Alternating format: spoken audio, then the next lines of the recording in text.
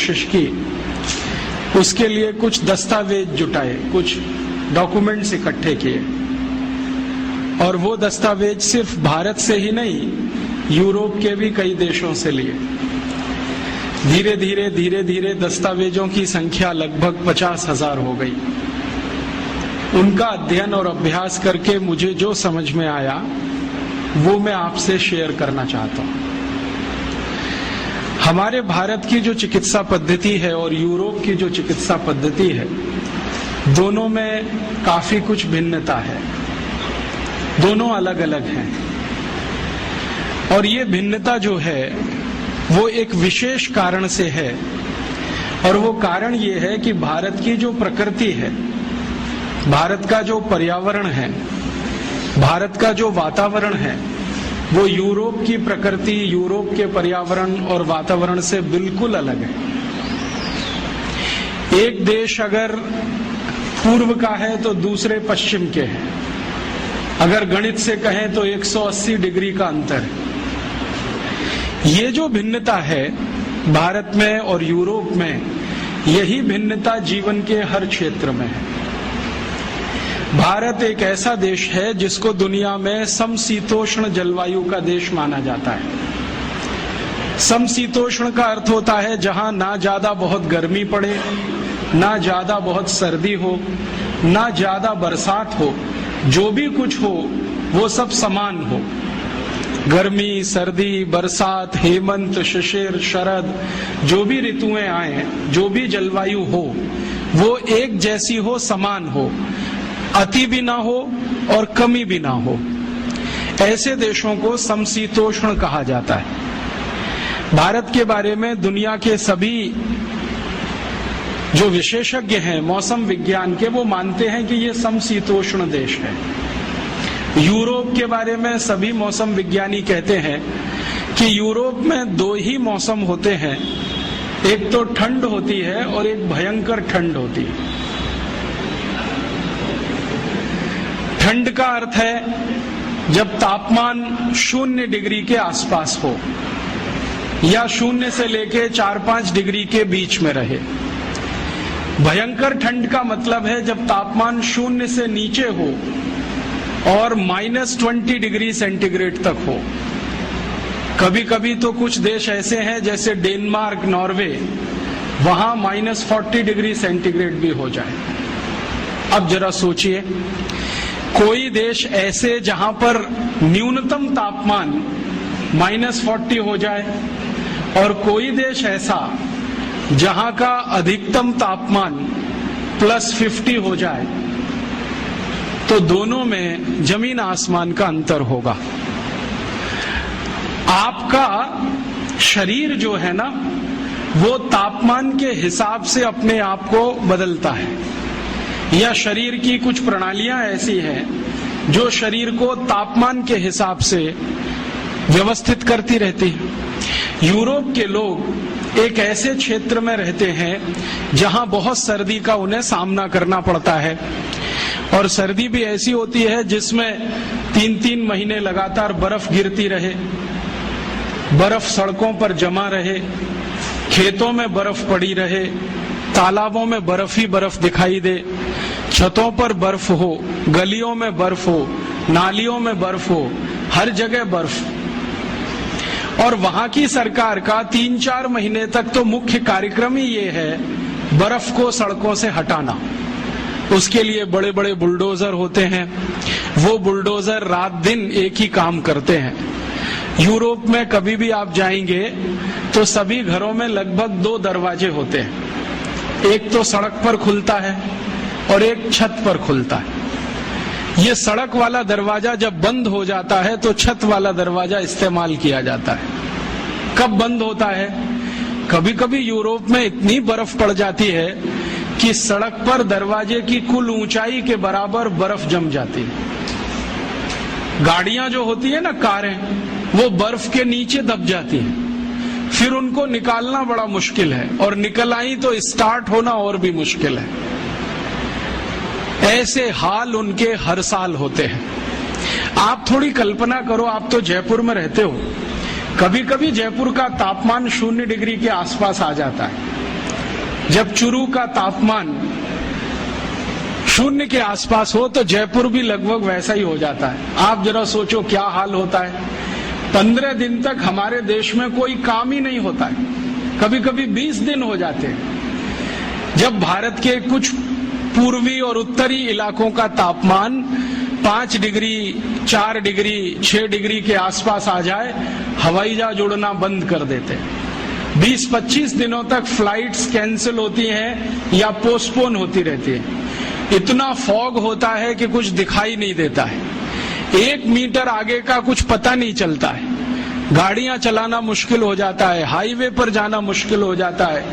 सरकार के कार्यालयों में काम करने वाले कर्मचारियों की संख्या आधी से भी कम हो जाती है। स्कूल कॉलेजों की उपस्थिति घट जाती है। घरों में मैंने देखा है कि सब काम ठप पड़ जाते हैं। बस एक कोयले की अंगीठी जलाओ या हीटर जलाओ, उसके चारों तरफ बैठकर तापते रहो और भगवान से प्रार्थना करते रहो कि ये ठंड कब जाए कब जाए। ये तो थोड़े समय के लिए होता है भारत में, मुश्किल से 15-20 दिन, तब हमारा ये हाल हो जाता है। तो जरा यूरोप की कल्पना करो जहां महीनों महीनों यही हाल होता है। ये भिन्नता है हमारे में और यूरोप में, और ये भिन्नता किसी मनुष्य की बनाई हुई नहीं है, प्रकृति की दी हुई है, प्रकृति की पैदा की हुई भिन्नता है। एक और भिन्नता है, हमारे भारत के बारे में सारी दुनिया के मौसम विज्ञानी एक बहुत बड़ी बात करते हैं, जो शायद आप जानते हो तो अच्छा है, नहीं तो हमेशा याद रखें इसको। दुनिया के सभी मौसम विज्ञानी कहते हैं कि पूरी दुनिया में, पूरे विश्व में 16 तरह की जलवायु है, 16 तरह के मौसम है। इनको तकनीकी भाषा में 16 क्लाइमेट जोन्स कहा जाता है। और सारे मौसम विज्ञानी कहते हैं कि दुनिया में 200 देश हैं, इनमें अलग अलग ये 16 तरह की जलवायु है या 16 तरह के मौसम है। लेकिन भारत अनोखा ऐसा देश है जहां सारी की सारी 16 जलवायु एक साथ मिलती है। हाँ, और भारत को छोड़ दुनिया के मौसम विज्ञानी कहते हैं कि मौसम के हिसाब से, पर्यावरण और प्रकृति के हिसाब से दुनिया में कोई विशेष देश है, यूनिक है, तो वो ये भारत देश है। ये क्लाइमेट जोन्स पता है कैसे होते हैं? टेम्परेचर के हिसाब से फिक्स किए जाते हैं। एक टेम्परेचर मान लिया 0 डिग्री से 10 के बीच में, दूसरा मान लिया 10 से 20 के बीच में, तीसरा 20 से 30 के बीच में, चौथा फिर उसके आगे, फिर 0 के नीचे। इस तरह से फिक्स किए गए हैं क्लाइमेट जोन्स। तो सब मौसम विज्ञानी कहते हैं कि भारत में लगभग सभी तरह के क्लाइमेट जोन्स हैं। और इसको मूर्त रूप में मैं कहूं, ये तो अमूर्त बात हुई, कुछ मूर्त बात अगर कहूं तो अगर आप भारत में अफ्रीका के रेगिस्तानी जलवायु को देखना चाहें तो राजस्थान के जैसलमेर में आ जाइए, आपको अफ्रीका का रेगिस्तान वहां दिखाई दे जाएगा। अगर आप भारत में स्विट्जरलैंड की बर्फ गिरती हुई देखना चाहें तो जम्मू कश्मीर में चले जाइए, उत्तरांचल में चले जाइए, आपको वो दिखाई दे जाएगा। अगर आप इस भारत में धूल भरी आंधियां जो कभी चला करती हैं ब्राजील में, मैक्सिको में, साल के कुछ महीने, वो देखना चाहें तो उत्तर और मध्य भारत के बहुत सारे स्थानों पर दिखाई दे जाएंगे। जो आप भारत में भयंकर बारिश का कोई क्षेत्र देखना चाहें, जैसे अमेजन के आसपास का है लैटिन अमेरिका में, तो वो भारत में आपको कर्नाटक में मिलेगा, गोवा में मिलेगा, जहां साल में 8 महीने बारिश होती रहती है। और साल के 3 महीने तो ऐसी बारिश होती है कि पानी रुकता ही नहीं है। कर्नाटक में एक इलाका है जिसको कुर्ग कहते हैं, वहां 3 महीने बारिश ऐसी होती है कि रुकेगी नहीं, हल्की हो जाएगी, तेज हो जाएगी, हल्की हो जाएगी, तेज हो जाएगी।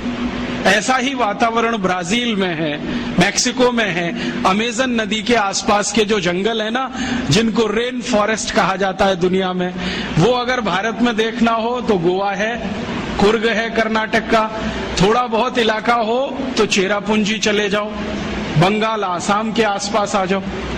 और अगर भयंकर सूखे वाला देखना हो, जहां साल में 2 इंच भी बारिश ना हो, तो वो देखना हो तो गुजरात चले जाओ। कच्छ नाम का एक जिला है जहां मुश्किल से 2 इंच बारिश होती है। वैसे तो राजस्थान में भी कुछ जिले हैं, लेकिन इस बार उन्होंने रिकॉर्ड तोड़ दिए, 100 साल पुराने। मैं कहना यह चाहता हूं कि कोई भी मौसम आपको देखना है तो भारत में उपलब्ध है। मैं पिछले 7-8 वर्षों से राजस्थान आता हूं। थोड़ा माइक्रो लेवल पे मैंने देखा तो भारत के सारे मौसम राजस्थान में भी उपलब्ध है। भयंकर ठंड, चुरू जिंदाबाद।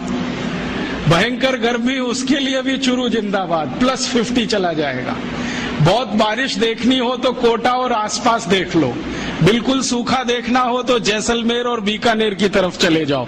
माने भारत तो दुनिया में और भारत में राजस्थान। ये है कुछ हमारे देश के बारे में अलग बात जो यूरोप में नहीं है। यूरोप में कोई 2 देश ऐसे नहीं है जहां पर एक साथ आपको सभी मौसम दिखाई दें। इसलिए यूरोप वाले कुछ मामलों में बहुत गरीब हैं, और उनकी गरीबी यही है कि मौसम उनको अनुकूल नहीं मिला है।